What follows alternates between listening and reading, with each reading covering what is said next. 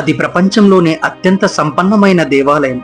అక్కడ నేలమాళిగలలో కుప్పలు తెప్పలుగా పోసిన బంగారు రాశులు, కళ్ళు మిరుబిట్లు గొలిపే వజ్ర వైడూర్యాలు, కొన్ని శతాబ్దాల నాటి అమూల్యమైన నిధులు ఉన్నాయి. కానీ వీటన్నిటికి మించి ఆలయ గర్భగుడి కింద ఒక నిగూఢమైన గది ఉంది. అదే వాల్ట్ బి. నిజానికి ఈ గదిని కొన్ని సంవత్సరాల క్రితమే తెరిచారు. అక్కడ వాళ్లకు భయంకరమైన సంఘటన ఎదురైంది. అక్కడ వారు చూసిన దృశ్యాలు వారిలో భయాన్ని పుట్టించాయి. మరి ఆ గదిని ఎవరు తెరిచారు?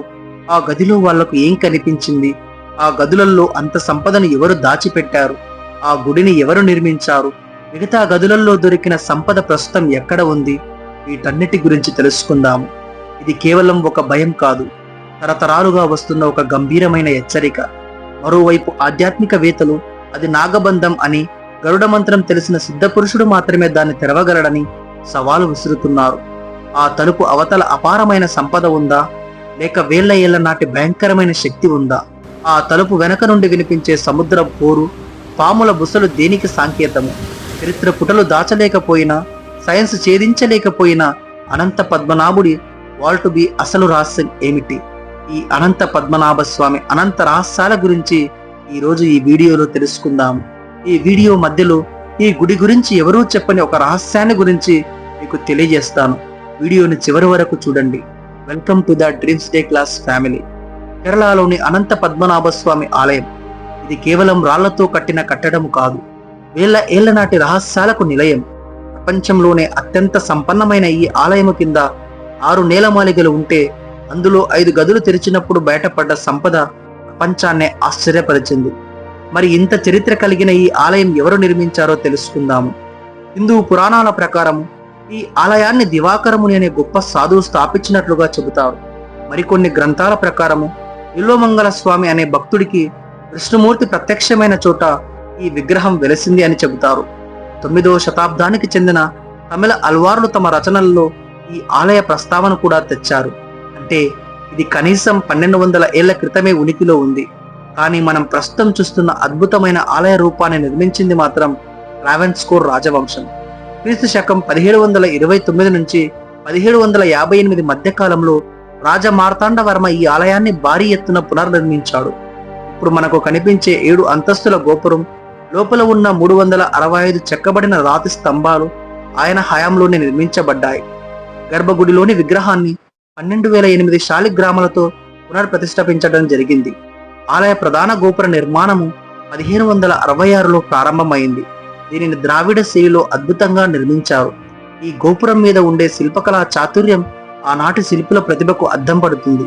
గర్భగుడిలోని పద్మనాభ స్వామి విగ్రహం సాధారణ రాయి లేదా లోహంతో చేసినది కాదు. ఇది కడుశర్కర యోగం అనే ప్రత్యేక మిశ్రమంతో తయారైంది. ఇందులో వివిధ మూలికలు, జిగురు పదార్థాలను ఉపయోగించారు. దీనివల్ల విగ్రహంపై అభిషేకం చేసినా అది పాడవదు. స్వామివారు అనంతశయన ముద్రలో ఉంటారు, అంటే పాముపై పడుకున్నట్లుగా ఉంటారు. స్వామివారి విగ్రహం దాదాపు 18 అడుగుల పొడవు ఉంటుంది. అందుకే భక్తులు స్వామిని ఒకేసారి చూడలేరు. 3 వేరువేరు ద్వారాల గుండా దర్శించుకోవాలి. మొదటి ద్వారము ముఖం మరియు శివుడిని అర్చిస్తున్నట్లు ఉండే హస్తం కనిపిస్తుంది. 2వ ద్వారం నాభి నుండి వెలువడే బ్రహ్మదేవుడు, శ్రీదేవి, భూదేవి కనిపిస్తారు. 3వ ద్వారం స్వామివారి పాద పద్మాలు కనిపిస్తాయి. మరి ఈ ఆలయం లోపలికి అంత సంపద ఎక్కడి నుంచి వచ్చిందో ఇప్పుడు తెలుసుకుందాము. అనంత పద్మనాభ స్వామి ఆలయంలో ఉన్న అపారమైన సంపద ఏదో ఒక రోజులోనో ఒకరి వల్లనో వచ్చింది కాదు. ఇది వేల సంవత్సరాల చరిత్ర, భక్తి మరియు రాజకీయ నిర్ణయాల కలయిక. 1750లో రాజ మార్తాండవర్మ తన రాజ్యాన్ని పద్మనాభ దాసగా ప్రకటించి తన ఆస్తి పాస్తులన్నింటినీ స్వామివారికి దారపోశారు. ఆ తర్వాత వచ్చిన ప్రతి రాజు తమ వ్యక్తిగత సంపదను, యుద్ధాలలో గెలుచుకున్న సొమ్మును స్వామివారి పాదాల చెంత ఉంచేవారు.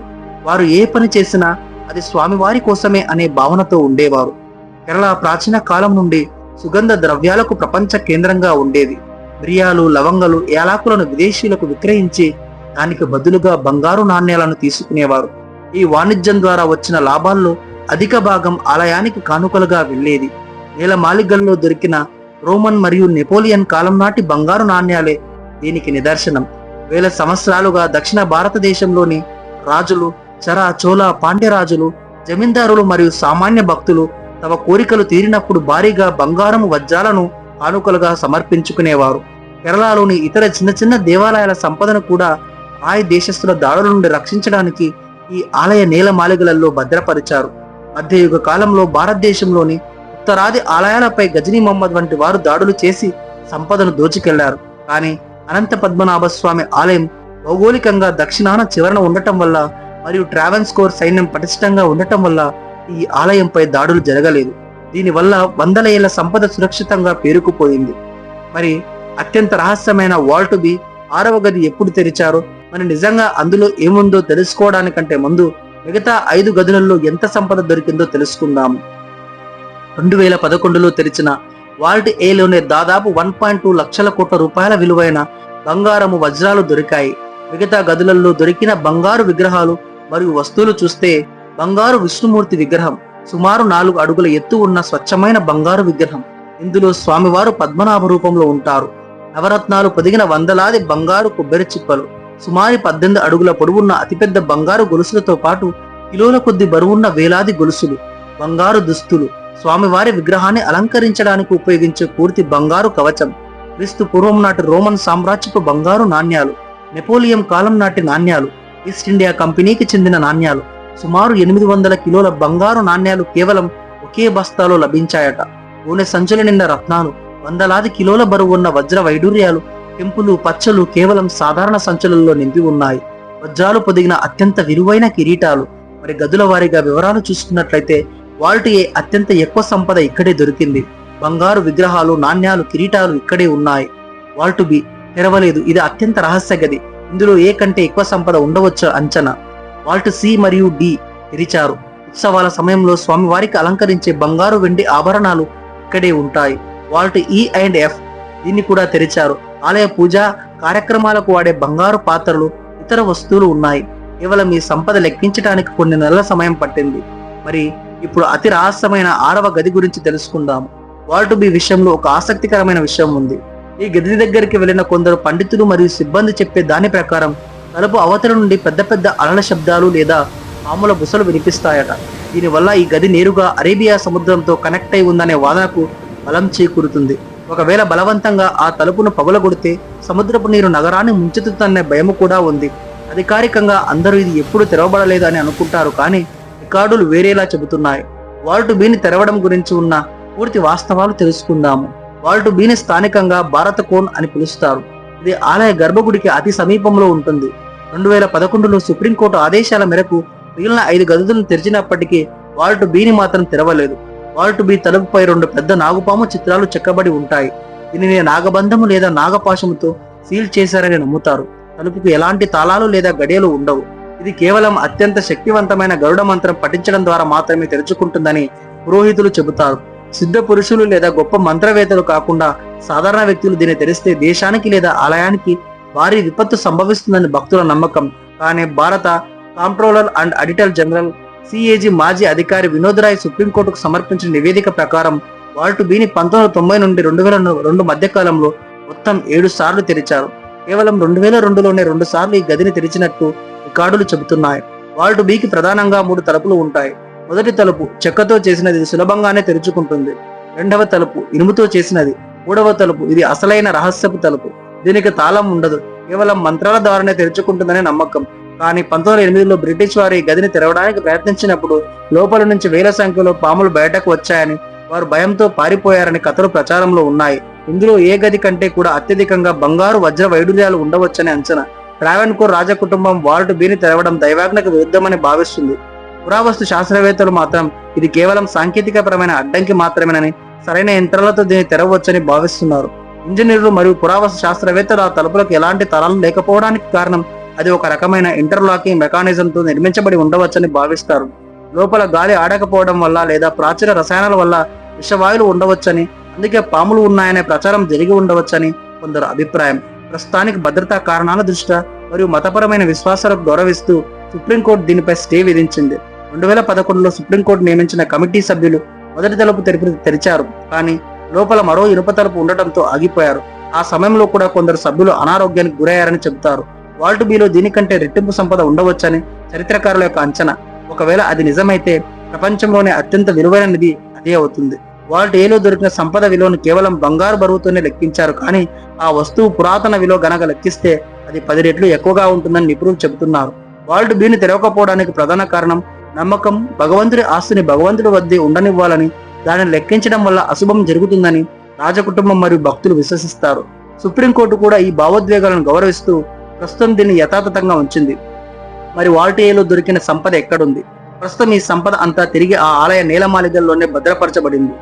24 గంటల పాటు అత్యాధునిక కెమెరాలు, మెటల్ డిటెక్టర్లు మరియు వందలాది మంది కమాండోల రక్షణలో ఈ నిధి ఉంది. యూటిలైజేషన్: సుప్రీంకోర్టు ఆదేశాల మేరకు ప్రతి వస్తువును ఫోటో తీసి నంబర్ వేసి డిజిటల్ రికార్డు చేశారు. మరి ఇక్కడ ఆసక్తికరమైన విషయం ఏమిటంటే, అక్కడ దొరికిన ఒక బంగారు విగ్రహం విలువ మార్కెట్ ధర ప్రకారం కొన్ని కోట్లు ఉండవచ్చు. కానీ అది కొన్ని వందల ఏళ్ల క్రితం నాటిది కాబట్టి అంతర్జాతీయ మార్కెట్లో దాని చారిత్రక విలువ వెలకట్టలేనిది.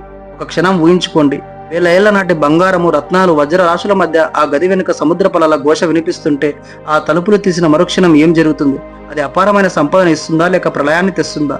బ్రిటిష్ వారి తుపాకులు భయపడి వెనక్కి తగ్గిన చోట, ఆధునిక యంత్రాలు కూడా నిస్సాయంగా ఆగిపోయిన చోట వాల్ట్ బి నేటికి ఒక అంతుచిక్కని ప్రశ్నగా, ప్రపంచంలోనే అతిపెద్ద రహస్యంగా మిగిలిపోయింది.